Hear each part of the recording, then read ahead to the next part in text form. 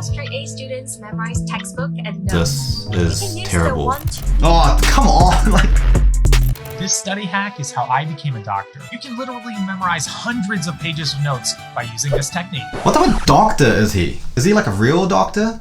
Hey guys, it's Dr. Justin here. I'm a full-time learning coach and former medical doctor, and this is part 2 of me reacting to study advice from TikTok. Now, in the last video, a lot of you told me that you really loved it. Thank you. And some of the comments were like, Justin, why are you so calm? You know, you're so calm at reacting to these, to this TikTok advice. And I can tell you that that is out the window in this video because this part 2 was filmed at the same time as part 1. So you'll see that I'm coming in hot. I've got 30 minutes of pent-up frustration and my patience was wearing really thin at this stage. So, you know, that's the reason why. But I hope you enjoy it. Towards the end, there's this particular TikTok that talks about a strategy that I see most students using. However, there are some significant changes that you can make that make it a lot more effective. And I'm going to be introducing those to you in this video. So stick around to the end to find out.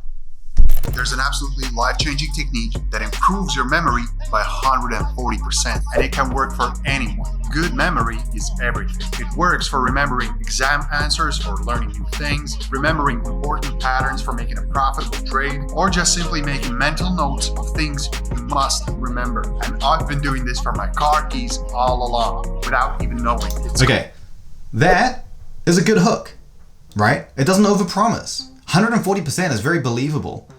And it's engaging, and it didn't have to overpromise anything. Like, this is good. It's called the Loci method, and here's how you do it. I think it's of an area Loci. you're familiar with. Loci is the plural of locus.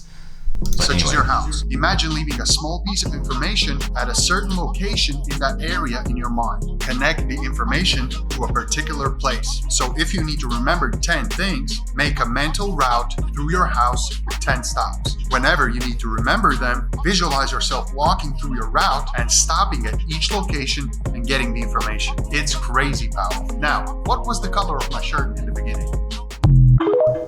Okay, so the method of loci is very powerful. However, it's not something that you can rely on long term. And the reason is because, and method of loci is actually one of the first memory techniques I ever learned. I learned it when I was, I think, 16. And it was like, man, this is amazing. And it is. Like, it is a great technique. However, there are a few caveats to this. The first one is that it's not scalable with more volumes of information when you have to hold on to all those pieces of information for a longer period of time. And the reason is because in order for this technique to work, you need to have like a location in your mind, like your house. I used to use my school, but as you need to learn more and more things, more and more locations sort of unlock. It's like your map is expanding. So I would have my house, and then I'd have my school, and then I'd start doing my school and the walk home from school, and then the place that I would detour while I'm going home from school, and then my home, and then going up there, and then my parents had a shop at the time, and then I'd be walking to the shop, and then I'd use their shop, and then I'd use a dairy next door, and then so it will become this huge network. But as your knowledge requirements grow, the more things you need to place, you just run out of places. You just run out of places. And it doesn't even take that long, like especially if you're in university. There's so much stuff that you need to remember sometimes that you can run out of places within like just your first session or even like the first week. And so if you need to hold on to a lot of stuff for a long period of time, it doesn't really tend to work, and it can actually be more confusing because you start forgetting like which location had what. So that's the first limitation. By all means, try to use this. You'll feel this for yourself. Everyone feels this. The second thing is that the information that is being stored it improves with your memory, but it doesn't do it in a way that creates conceptually meaningful relationships. So it forces the relationships and connections for information in your brain by assigning it relevance through basic association psychology. And so it does make the information stickier. However, it doesn't mean that you can use and apply and manipulate that information in ways that are necessarily useful. And so as a result, I think it's kind of a compromise because you can have all the benefits of the method of loci, improved memory, the stickier information, being able to recall it more freely. But instead of creating connections with locations and things in your house that are actually meaningless, you can create connections with your prior knowledge or other pieces of information in the actual thing of what you're learning. And so you're getting the connections, you're increasing the relevance, the memory is stickier, it's being more like there's more association with it. However, those networks and relationships are more meaningful. So it means that you can actually retrieve, apply, manipulate that information in more useful ways for like complex problem solving, curveball questions, discussions, you know, the things that really separate the average students from the top students. I teach this as a memory technique for rote memorization only for the little bits of facts and details that just can't be integrated through something else. But I would still consider it like a last resort option. It's a great party trick though. This is how straight A students memorize textbook and notes. You can use the 1, 2, 3 method. First, read silently in your head and write down everything you remember on a blank piece of paper. Repeat step 1 and 2 3 times. Follow for more study tips.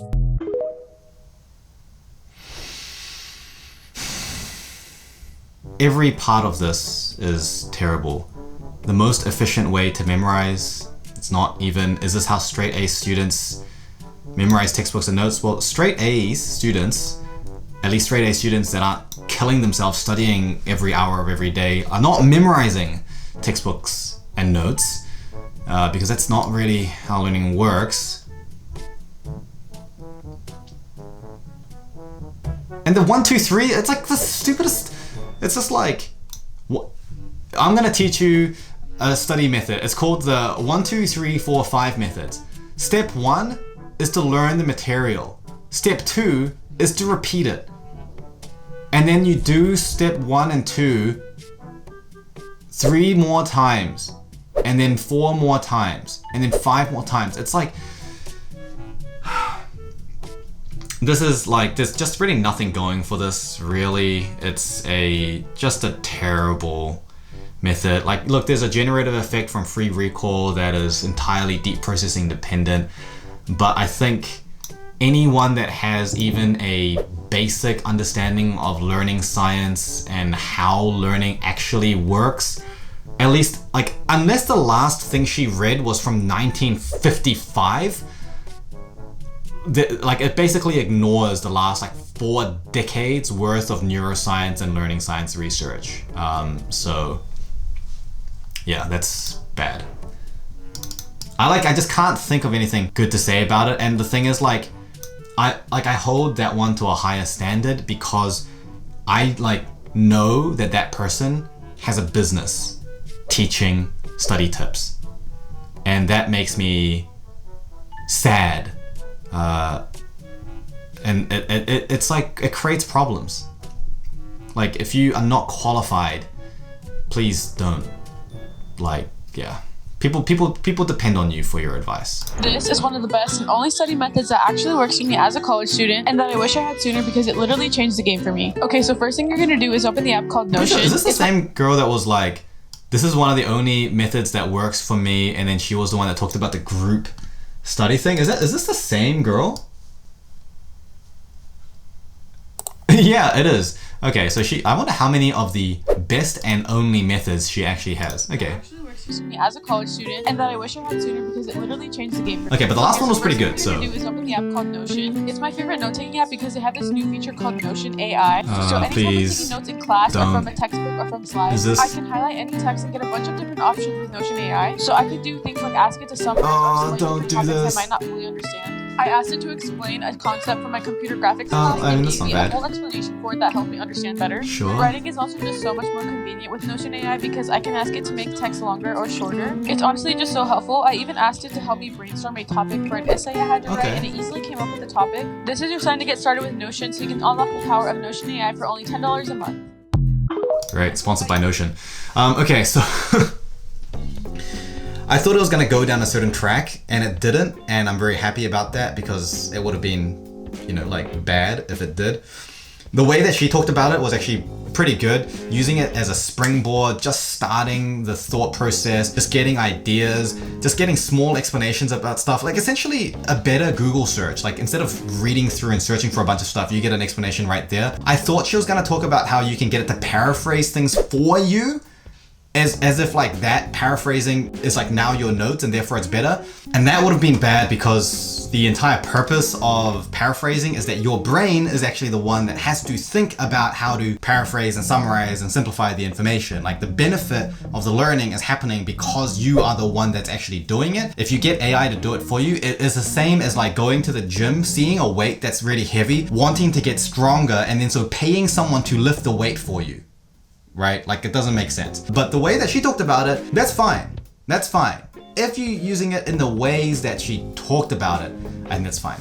But obviously, you know, like most of you guys know that I've got a problem with using Notion for studying because of the fact that it's linear and it doesn't really allow for organic relationships to be expressed in a way that's actually organic and represents how information is structured in the brain. Again, at the end of the day, it's a software that is made by software developers that don't have any learning science background or expertise, and they're just marketing it to students as like as a note-taking app. So this study hack is how I became a doctor. This technique is going to change your entire experience of school. If you use it, you'll get an A on every test you ever take again. I got a 2.6 my first semester of college. And then somebody taught me this technique. You know what I don't understand? And I'm not necessarily saying it's like that's the case with this guy, but you know, like I'll have videos where, you know, I'll have like hours and hours of videos that I upload for free on my YouTube, just trying to teach people stuff and giving them value. And then like every few videos I talk about the fact that, hey, if you are interested, by the way, I've got this program. You can join it if you want.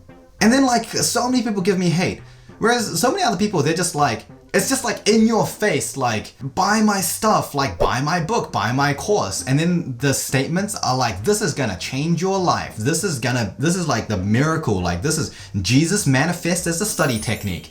And people are like, yes, I love it. It's so good. Thank you for helping me. I don't get it. I must be missing something. My first semester of college. And then somebody taught me this technique and I got a 4.0 every semester since. It's why I'm Dr. Brad today. And I'm gonna teach it to you right now. First, you take notes. If you're a bad note taker, just use someone else's. Then you make a copy of those notes, leaving blanks in keywords. Then when you study, you mentally try to fill in those blanks, referring to your notes when you get stuck. You can literally memorize hundreds of pages of notes by using this technique. Once you memorize the first line without referring to your notes, move on to the second line. Memorize your notes line by line. Remember, you only fill in the blanks mentally. And once you memorize the entire page, move on to the next one. Then keep practicing until you memorize your entire set of notes. I know there may be software out there, or you might want to write this on a computer, but I really think it helps to write it by hand.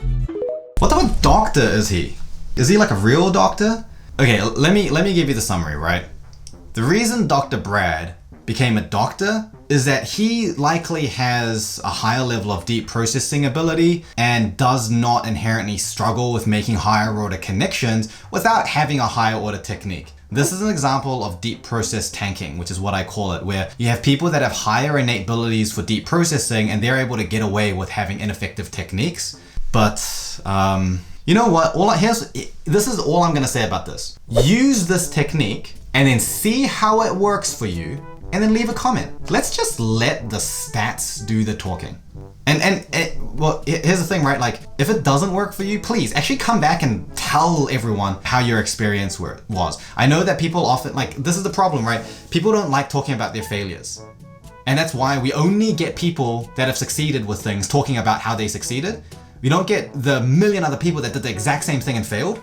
Use this, give it a go, and then see how you find it. I'm just gonna leave it at that.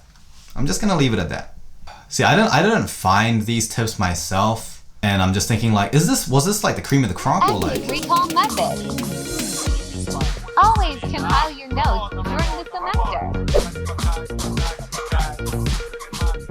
After reviewing your notes, create a summary sheet.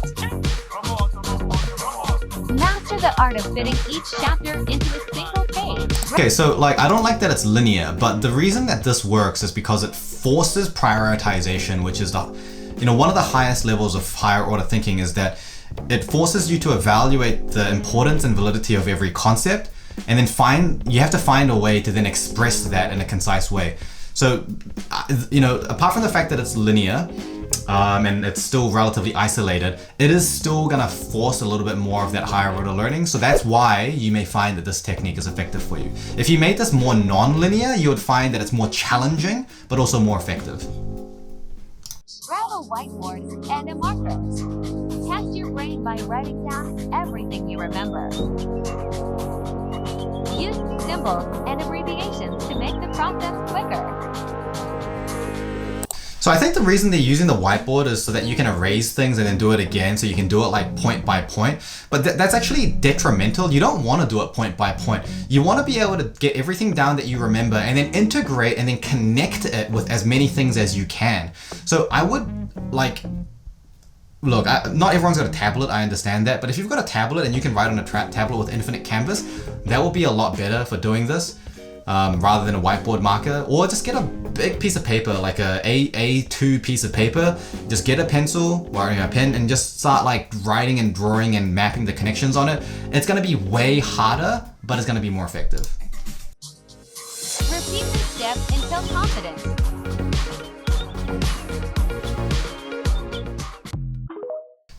But hey, you know, like, yeah, not bad, not bad. Here are some study tips that I think helped me get my really good grades when I was a student. So I graduated with a first class distinction from an Ivy League university in America, the University of Pennsylvania. I went to Oxford for 2 masters, and for my first masters, I got the best thesis award for my overall cohort. So what I used to do is I make condensed one-pager or one-paper notes. Try to fit. Well, one of the things I'll start with is like, it doesn't sound like she's over-promising. And she started by saying like, this is what I think helped me. And I think that's a good start as well. But I think a lot of people will probably miss that and they'll just be like, oh, this person did well, I'm gonna follow everything that they say. And that's another reason why when I talk about the methods that I teach, I'm always kind of emphasizing for you to think about the techniques in and of themselves. Think about the method. Don't take it as it's from me, therefore it works. Take it as the method makes sense, I understand the theory, it checks out, and I'm gonna experiment on it myself. Like that's always the mentality that you should have with any type of study advice. Try to fit an entire chapter into like a 2-sided piece of paper. Okay, so again, the reason that this works is because it's forcing that evaluation, which is that higher order of learning.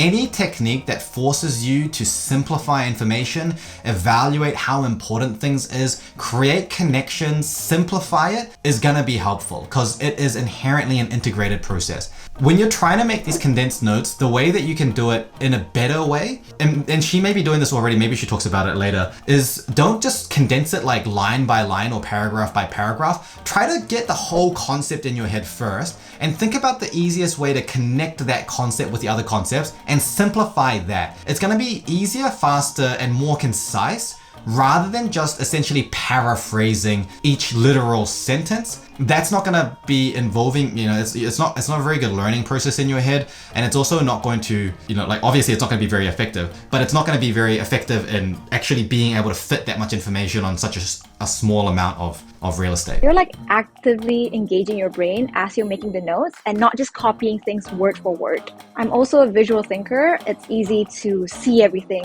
in like one page or like this. So the concept of learning styles is very, very ubiquitous. Like 90-something% of the population believes in learning styles, but there's no such thing as a learning style. No one has a style that they are like naturally better in, but there are learning preferences, which is probably the confusion here. People do have preferences for how they like to learn, but what we know with just the human brain in general, as long as you've got a human brain that doesn't have some kind of pathological issue with it, you're gonna benefit from mixed modal learning, and visual learning is going to be easier for you. The human brain is tens of thousands of times more efficient with processing visual information than like written, like reading literal words. And so using a visualization aspect to it is almost always going to be effective. And this is why when you get good with non-linear like mind map note taking, it's effective because you can create memory cues based on even just where on the page you decide to put the information. So it creates like another little memory anchor. 1 page or like just 2 pages. Do as many sample questions and answers as you can. The thing with taking exams is that there is a way to answer it. So you won't know this way unless you do it yourself and look at sample answers.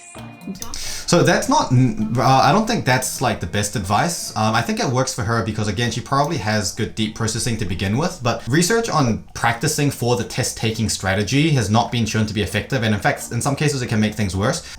Doing lots of questions and answers is good. However, because it's testing yourself and it's finding gaps and it's a form of interleaved retrieval and it's, you know, it's forcing that kind of active retrieval of information. So that's all good stuff. And using it to figure out the style that they're going to ask you is good as well.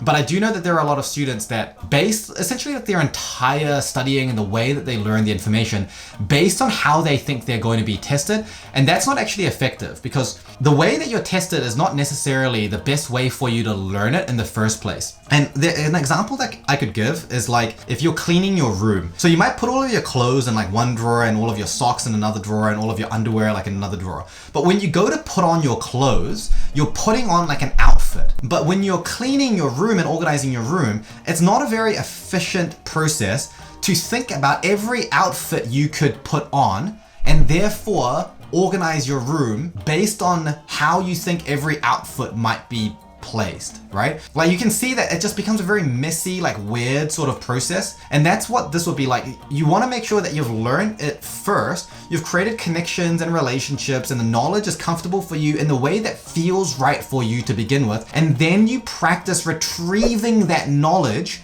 efficiently with sample questions and answers. I don't think that's what she's necessarily saying. Like, I don't think she's saying to like learn for the test, but I know that that's the way that a lot of people interpret that. So this is not necessary for her, but it's for you, making sure that you don't fall into this common trap. Learn it for the way that's meant for you, and then you can manipulate your knowledge however you need to. That's a lot more efficient than pigeonholing yourself into learning in the way that you think you need to for the test, but then suffering because it's cognitively not optimal.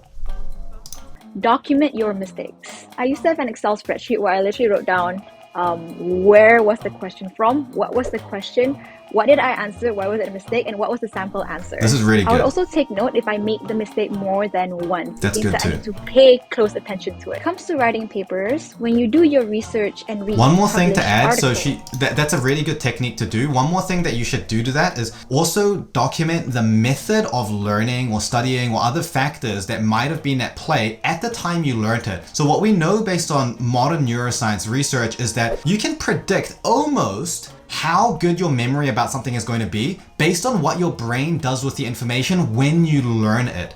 Which means that if you've discovered a gap later, there was something that happened that wasn't quite right at the time when you learned it like a week ago. And so try to remember how you might have learned that. And then when you look through your entire log, you can find trends and patterns. Like, oh, every time I use this technique or I study in this way, I tend to forget it. And that means that you can make really meaningful adjustments to your methods, and you can create a really personalized learning system that really works. When it comes to writing papers, when you do your research and read published articles, don't just look at the content, but pay close attention to the format and how it's written. Actually learn how to write.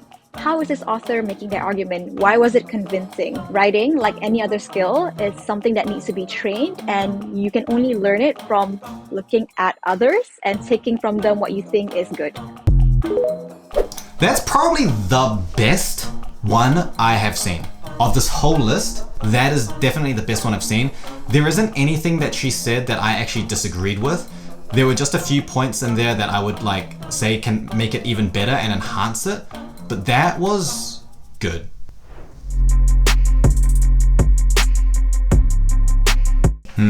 So again, immediately skeptical. Memorize anything using that oversimplification thing again that I've got a problem with, right?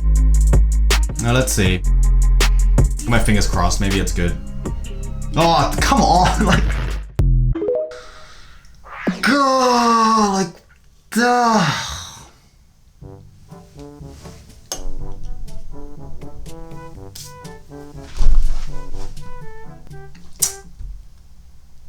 Great. I hate it.